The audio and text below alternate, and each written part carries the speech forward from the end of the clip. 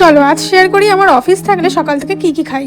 So hello, আমি মৌ। সকালটা শুরু হয় আমার 1 কাপ চা দিয়ে। তারপর ব্রেকফাস্টে ছিল সব রকম সবজি দিয়ে ডালিয়া। আর সত্যি কথা বলতে ডালিয়া খেতে আমার খুব ভালো লাগে, মা জাস্ট দারুণ বানায়। তারপর তাড়াহুড়ো করে রেডি হয়ে বেরিয়ে পড়ি অফিসে। এখন আমার ভিডিওগুলো তোমাদের কেমন লাগছে কমেন্ট করে প্লিজ জানিও, তাহলে আমি একটু মোটিভেশন পাবো। তারপর অফিসে ঢুকে আগে এসিটা চালিয়ে একটু বসলাম, বাইরে যা গরম, এই বাসে আসতে গিয়ে খুব কষ্ট হয়। যাই হোক, দেন একটু চা খেলাম, তারপর বসে পড়লাম কাজ করতে করতে আবার একটু কিছু খেতে ইচ্ছা করলো।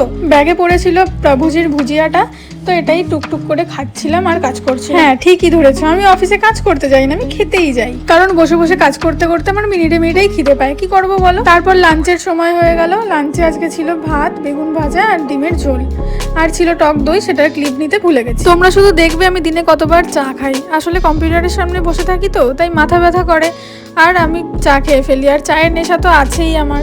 লাঞ্চের পর আবার একবার চা দিয়ে গেল, তো সেটাই খেলাম। তারপর আবার কাজ করতে বসলাম। ও হ্যাঁ, তোমাদের তো জানানোই হয়নি, আমি জিম জয়েন করেছি। অফিস থেকে ডাইরেক্ট চলে গেলাম জিমে। আজকে জিমে ছিল আমার ব্যাক ডে, তো ব্যাকের ফুল এক্সারসাইজ আমি করে নিলাম। এখন ডেলি জিম করলে মনে হয় একটা দিনে প্রোডাক্টিভ কিছু করেছি, নইলে আগে বহুত ল্যাদ খেতাম আমি।